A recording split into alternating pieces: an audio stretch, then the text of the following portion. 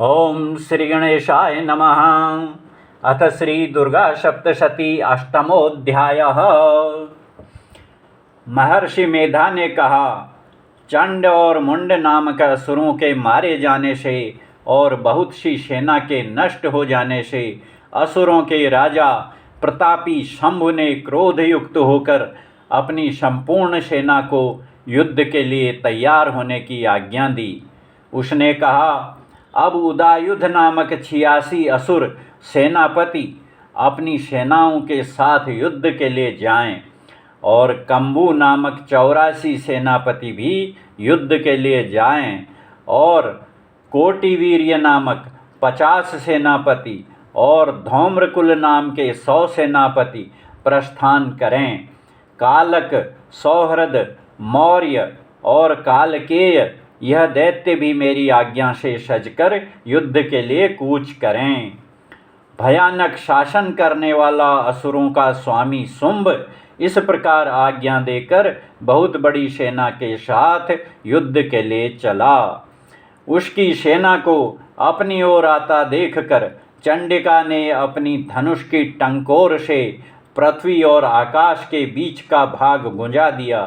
हे राजन, इसके पश्चात देवी के सिंह ने दहाड़ना प्रारंभ कर दिया, और अंबिका के घंटे के शब्दों ने उस ध्वनि को और भी बढ़ा दिया। धनुष की टंकोर, शेर की दहाड़ और घंटे के शब्द से पृथ्वी और आकाश के बीच का भाग गूंज उठा, और इसके साथ ही देवी ने अपने मुख को और भी भयानक बना लिया। ऐसे भयंकर शब्द को सुनकर राक्षसी सेना ने देवी तथा सिंह को चारों ओर से घेर लिया। हे राजन, उस समय दैत्यों के नाश के लिए और देवताओं के हित के लिए ब्रह्मा, शिव, कार्तिकेय, विष्णु तथा इंद्र आदि देवों की शक्तियाँ, जो अत्यंत पराक्रम और बल से संपन्न थीं, उनके शरीर से निकलकर उसी रूप में चंडिका देवी के पास गईं।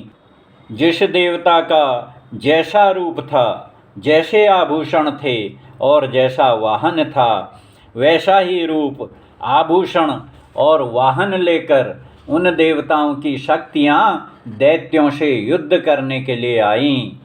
हंसयुक्त विमान में बैठकर और रुद्राक्ष की माला तथा कमंडल धारण करके ब्रह्मा जी की शक्ति आई।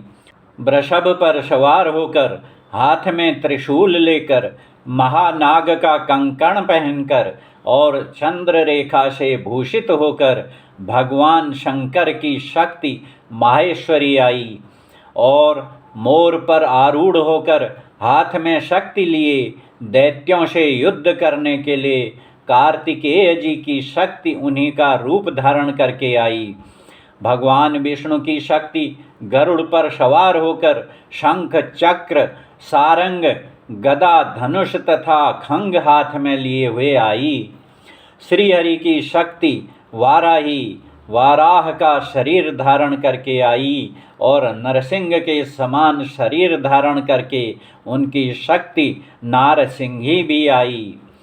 उसकी गर्दन के झटकों से आकाश के तारे टूट पड़ते थे, और इसी प्रकार देवराज इंद्र की शक्ति ऐन्द्रीय ऐरावत के ऊपर सवार होकर आई।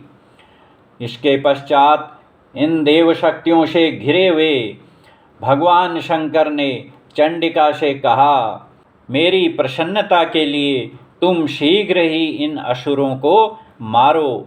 इसके पश्चात देवी के शरीर में से अत्यंत उग्र रूप वाली और सैकड़ों गीदड़ियों के समान आवाज करने वाली चंडिका शक्ति प्रकट हुई।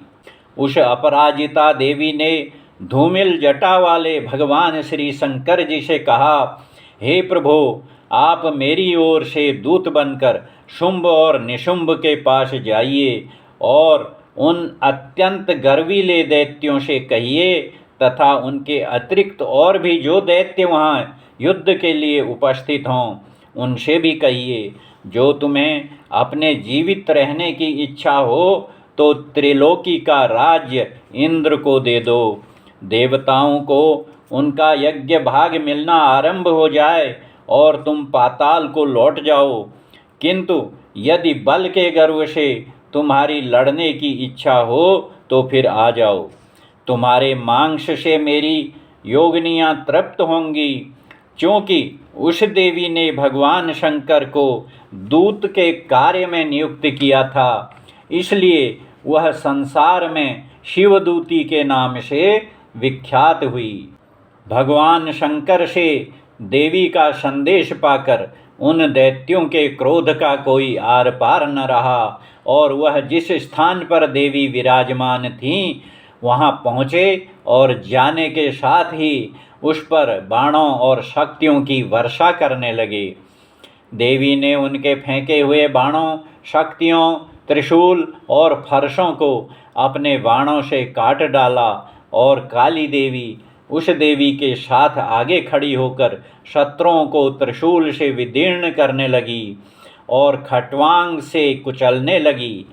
ब्रह्माणी जिस तरफ दौड़ती थी उसी तरफ अपने कमंडलू का जल छिड़ककर दैत्यों के वीर्य व बल को नष्ट कर देती थी।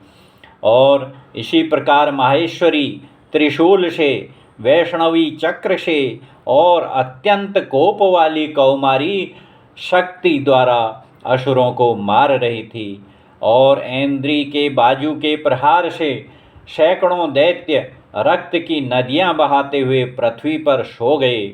वाराही ने कितने ही राक्षसों को अपनी थूथन द्वारा मृत्यु के घाट उतार दिया।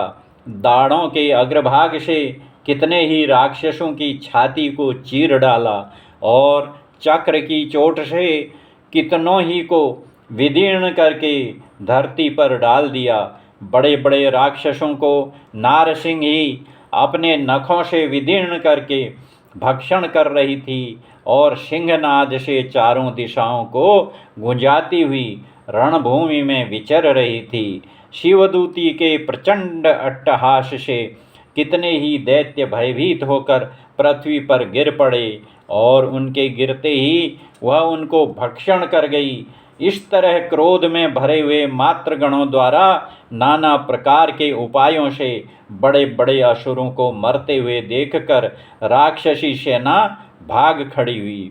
और उनको इस प्रकार भागता देखकर रक्तबीज नामक महापराक्रमी राक्षस क्रोध में भरकर युद्ध के लिए आगे बढ़ा। उसके शरीर से रक्त की बूंदें पृथ्वी पर जैसे ही गिरती थीं, तुरंत वैसे ही शरीर वाला तथा वैसा ही बलवान दैत्य पृथ्वी से उत्पन्न हो जाता था। रक्तबीज गदा हाथ में लेकर ऐन्द्री के साथ युद्ध करने लगा। जब ऐन्द्री शक्ति ने अपने वज्र से उसको मारा तो घायल होने के कारण उसके शरीर से बहुत सा रक्त बहने लगा और उसकी प्रत्येक बूंद से उसके समान ही बलवान तथा महापराक्रमी अनेकों दैत्य भयंकर रूप से प्रकट हो गए। वह सब के सब दैत्य बीज के समान ही बलवान तेज वाले थे। वह भी भयंकर अस्त्र शस्त्र लेकर देवियों के साथ लड़ने लगे। जब ऐन्द्री के वज्र प्रहार से उसके मस्तक पर चोट लगी और रक्त बहने लगा तो उसमें से हजारों ही पुरुष उत्पन्न हो गए। वैष्णवी ने चक्र से और ऐन्द्री ने गदा से रक्त बीज को चोट पहुंचाई और वैष्णवी के चक्र से घायल होने पर उसके शरीर से जो रक्त बहा उससे हजारों महा असुर उत्पन्न हुए, जिनके द्वारा यह संपूर्ण जगत व्याप्त हो गया। कौमारी ने शक्ति से, वाराही ने खड्ग से और माहेश्वरी ने त्रिशूल से उसको घायल किया। इस प्रकार क्रोध में भरकर उस महादैत्य ने सब मात्र शक्तियों पर पृथक पृथक गदा से प्रहार किया और माताओं ने शक्ति तथा शूल इत्यादि से उसको जो बार बार घायल किया, उससे सैकड़ों महादैत्य उत्पन्न हुए और इस प्रकार उस रक्तबीज के रुधिर से उत्पन्न हुए असुरों से संपूर्ण जगत व्याप्त हो गया, जिससे देवताओं को भय हुआ। देवताओं को भयभीत देखकर चंडिका ने काली से कहा, हे चामुंडे, अपने मुख को बड़ा करो और मेरे शस्त्रघात से उत्पन्न हुए रक्त बिंदुओं तथा रक्त बिंदुओं से उत्पन्न हुए महाअसुरों को तुम अपने इस मुख से भक्षण करती जाओ। इस प्रकार रक्त बिंदुओं से उत्पन्न हुए महादैत्यों को भक्षण करती हुई तुम रणभूमि में विचरो। इस प्रकार रक्त क्षीण होने से यह दैत्य नष्ट हो जाएगा। तुम्हारे भक्षण करने के कारण अन्य दैत्य उत्पन्न नहीं होंगे। काली से इस प्रकार कहकर चंडिका देवी ने रक्त बीज पर अपने त्रिशूल से प्रहार किया और काली देवी ने अपने मुख में उसका रक्त ले लिया। तब उसने गदा से चंडिका पर प्रहार किया। प्रहार से चंडिका को तनिक भी कष्ट न हुआ, किंतु रक्त बीज के शरीर से बहुत सा रक्त बहने लगा। लेकिन उसके गिरने के साथ ही काली ने उसको अपने मुख में ले लिया। काली के मुख में उस रक्त से जो असुर उत्पन्न हुए उनको उसने भक्षण कर लिया और रक्त को पीती गई। तदंतर देवी ने रक्त बीज को, जिसका कि खून काली ने पिया था, चंडिका ने उस दैत्य को वज्र, बाण, खड्ग तथा रिष्ट इत्यादि से मार डाला। हे राजन, अनेक प्रकार के शस्त्रों से मारा हुआ और खून से वंचित वह महादैत्य रक्तबीज पृथ्वी पर गिर पड़ा। हे राजन, उसके गिरने से देवता अत्यंत प्रसन्न हुए और माताएं उन असुरों का रक्त पीने के पश्चात मदोन्मत्त होकर नाचने लगीं। इति श्री दुर्गा सप्तशती अष्टमोऽध्यायः।